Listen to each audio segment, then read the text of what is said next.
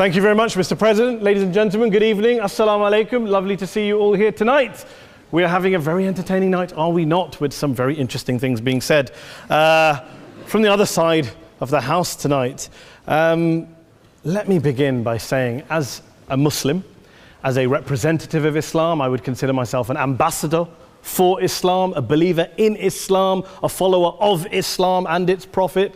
So in that capacity, let me begin by apologizing to Anne-Marie for the Bali bombings. I apologize for the role of my religion and me and my people, for the killing of Theo van Gogh, for 7/7. Yes, that was all of us. That was Islam, that was Muslims, that was the Quran. I mean, astonishing claims to make in the very first speech tonight, on a day like today, where the Conservative Prime Minister of the United Kingdom is having to come out and point out that these kind of views are anathema. And I believe you're trying to stand for the Labour Party to become an MP in Brighton. If you do, and you make these comments, I'm guessing you'll have the whip withdrawn from you, but then again, UKIP's on the rise, they'll take you, the BNP, they might have something to say about your views. This is what Mehdi Hasan always does. By the way, just on a factual point, since we heard a lot about the second speaker, about how backward we Muslims all are, on a factual point, you said that Islam was born in Saudi Arabia. Islam was born in 610 AD. Saudi Arabia was born in 1932 AD. So you were only 1,322 years off. Not bad? Not bad start there.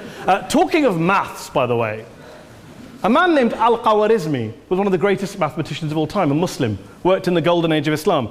He's the guy who came up with not just algebra, but algorithms. Without algorithms, you wouldn't have laptops. Without laptops, Daniel Johnson tonight wouldn't have been able to print out his speech in which he came to berate us Muslims for holding back the advance and intellectual achievements of the West, which all happened without any contribution from anyone else other than the Judeo-Christian people of Europe. In fact, Daniel David Levering, the author of the Pulitzer Prize-winning historian and author of The Golden Crucible, points out that there would be no Renaissance, there would be no Reformation in Europe without the role played by Ibn Sina and Ibn Rushd and some of the great Muslim theologians, philosophers, scientists in bringing Greek texts to Europe.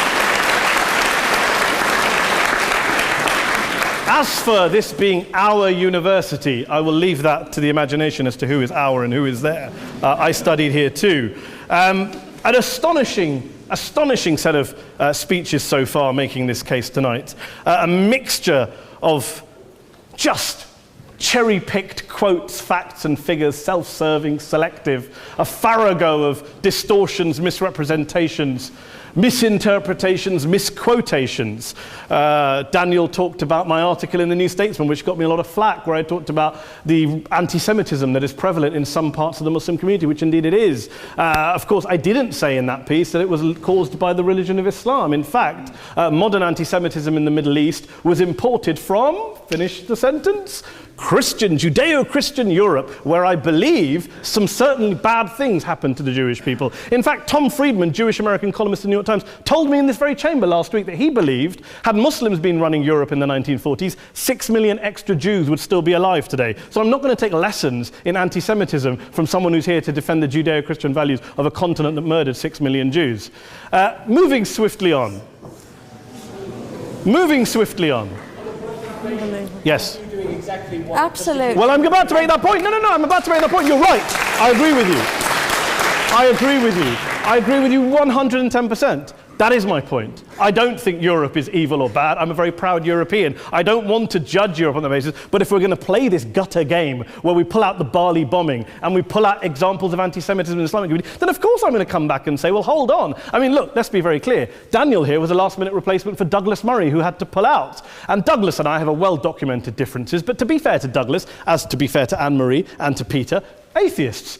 Atheists see all religions as evil, violent, threatening. What the problem I have with Daniel's speech is that Daniel comes here to run this robust defense of Christianity, forgetting that his fellow Christians, people who said they were acting in the name of Jesus, gave us the Crusades, the Spanish Inquisition, the anti-Jewish pogroms, European colonialism in Africa and Asia, the Lord's Resistance Army in Uganda, not to mention countless arson and bomb attacks on abortion clinics in the United States of America to this very day. I would like a little bit of humility from Daniel first before he begins lecturing other communities and other faiths on violence, terror, and intolerance. But, no thank you. Some water. But I would say this, to address the gentleman's very valid point here, I'm not going to play that game. I don't actually believe that Christianity is a religion of violence and hate because of what the LRA does in Uganda or what Crusaders did to Jews and Muslims in Jerusalem when they took back the city in the 12th or 13th or whatever century it was. I believe that Christianity, like Islam, like pretty much every mainstream religion, is based on love and compassion and faith. I do follow a religion in which 113 out of the 114 chapters of the Quran begins by introducing the God of Islam as a God of mercy and compassion. I would not have it any other way. I don't follow a religion which introduces my God to me as a God of war, as some kind of Greek God of wrath, as a God of hate and injustice. Not at all. As Adam pointed out, you go through the Quran and you see the mercy and the love and the justice. And yes, you have verses that refer to warfare and violence. Of course it does. This is not a motion about pacifism. I'm not here to argue that Islam is a pacifistic faith. It is not. Islam allows military action, violence in certain limited contexts. And yes, a minority of Muslims do take it out of that context. But is it religious? Well, we talked about Woolwich. Daniel and Anne-Marie have suggested that it's definitely religion that's behind all of this. Well, actually, what I find so amusing tonight is we're having a debate about Islam. And the opposition tonight have come forward. We have a graduate in law, a graduate in modern history, a graduate in chemistry. And, you know, I admire all of their intellects and their abilities, but we don't have anyone who's actually an expert on Islam, a scholar of Islam, a historian of Islam, a speaker of Arabic, even a terrorism expert or a security expert or a pollster, let alone to talk about what Muslims believe or think. Instead, we have people coming here, putting forward these views, putting forward these sweeping opinions. Listen to Professor Robert Pape of the University of Chicago, one of America's leading terrorism experts, who, unlike our esteemed opposition tonight, studied every single case of suicide terrorism between 1980 and 2005, 315 cases in total. And he concluded, and I quote, "There is little connection between suicide terrorism and Islamic fundamentalism or any of the world's religions. Rather, what nearly all suicide terrorist attacks have in common is a specific secular and strategic goal to compel modern democracies to withdraw military forces from territory that the terrorists consider to be their homeland." And the irony is, when we talk about terrorism, the irony is that the opposition and the Muslim terrorists, the Al-Qaeda types, actually have one thing in common, because they both believe that Islam is a warlike, violent religion. They both agree on that. They have everything in common. Osama bin Laden would be nodding along to everything he's heard tonight from the opposition side. He agrees with them. The problem is that mainstream Muslims don't. The majority of Muslims around the world don't. In fact, a gentleman here started quoting all sorts of polls. Gallup carried out the biggest poll of Muslims around the world, of 50,000 Muslims in 35 countries. 93% of Muslims rejected 9/11 and suicide attacks. And of the 7% who didn't, they all, when polled and focus grouped, cited political reasons for their support for violence, not religious reasons. And as for Islamic scholars and what they say, well, Daniel talks about our University of Oxford. We'll go down to Oxford Centre for Islamic Studies, get hold of a man named Sheikh Afifi Al-Akiti, who is a massively well-credentialed and well-respected Islamic scholar who has studied across the world, who in the days after 7/7 published a fatwa denouncing terrorism in the name of Islam, calling for the protection of all non-combatants at all times, and describing suicide bombings as an innovation with no basis in Islamic law. Go and listen to Sheikh Tahir al-Qadri, one of Pakistan's most famous Islamic scholars, who published a 600-page fatwa condemning the killing of all innocents and all suicide bombings unconditionally without any ifs or buts. There's nothing new here. This is mainstream Islam, mainstream scholarship, which has said this for years. You don't go out and kill people willy-nilly in the high street or anywhere else, on a bus or a mall, based on verses of the Quran that you cherry-pick without any context, any understanding, any interpretation, or any commentary. Point of information. Please. Well, it doesn't happen apparently.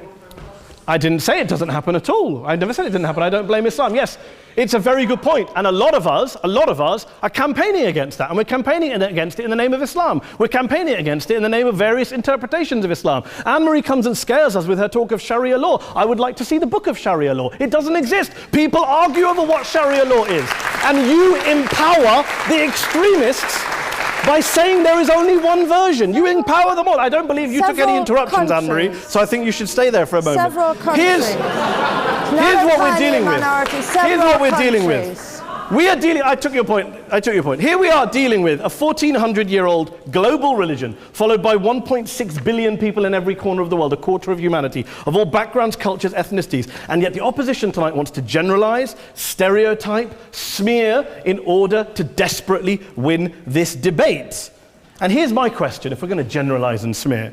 If, okay, people say yesterday's bombers, and we've got to be careful, there's a trial going on, were yesterday's attackers, motivated by Islam? Big debate. I don't believe they were. Let's say they were. Let's say Faisal Shahzad, the Times Square bomber, was motivated by Islam. Let's assume, for sake of argument, that Richard Reeves, the shoe bomber, was motivated by Islam. If Islam is responsible for these killings, if Islam is what is motivating these people, and Islam is therefore not a religion of peace, a religion of war, then ask yourself this question: why aren't the rest of us doing it?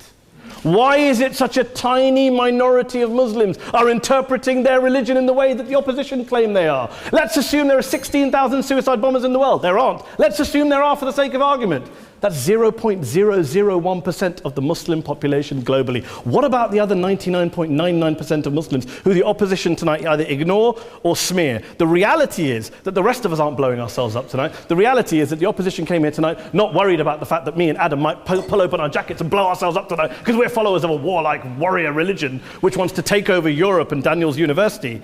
The issue is this. The issue is this. Unless the opposition can tell us tonight, and Peter Atkins is here, one of our great atheist intellectuals, can tell us tonight, can answer this question tonight: why don't the vast majority of Muslims around the world behave as violently and aggressively as a tiny minority of politically motivated extremists? Then they might as well give up and stop pretending they have anything relevant to say about Islam or Muslims as a whole. Ladies and gentlemen, let me just say this to you. Think about what the opposite of this motion is. If you vote no tonight, think about what you're saying the opposite motion is. That Islam isn't a religion of peace, it's a religion of war, of violence, of terror, of aggression. That the people who follow Islam, me, my wife, my retired parents, my 6-year-old child, that 1.8 million of your fellow British residents and citizens, that 1.6 billion people across the world, your fellow human beings, are all followers, promoters, believers in a religion of violence. Do you really think that? Do you really believe that to be the case? They say that in the Oxford Union, the most famous debate was in 1933 when Adolf Hitler looked out for the result of the King and Country motion, where they voted against fighting for King and Country, and Hitler was listening out for the result. Well, tonight, 80 years on, there are two groups of people around the world who I would argue are waiting for the result of tonight's vote. There are the millions of peaceful, non-violent, law-abiding Muslims both in the UK, Europe, Asia, Africa and beyond, who see Islam as the source of their identity, as a source of spiritual fulfillment, of hope, of solace. And there are the phobes, the haters, the bigots out there who want to push the clash of civilizations, who want to divide all of us into them and us and ours and their. Ladies and gentlemen, I urge you all not to fuel the arguments of the phobes and bigots. Don't legitimize their divisions. Don't legitimize their hate. Trust those Muslims who you know, who you've met, who you hear, who don't believe in violence, who do want you to hear the peaceful message of the Quran as they believe it to be taught to the majority of Muslims, the Islam of peace and compassion and mercy, the Islam of the Quran, not of Al-Qaeda. Ladies and gentlemen, I beg to propose this motion to the House. I urge you to vote yes tonight. Thank you very much for your time.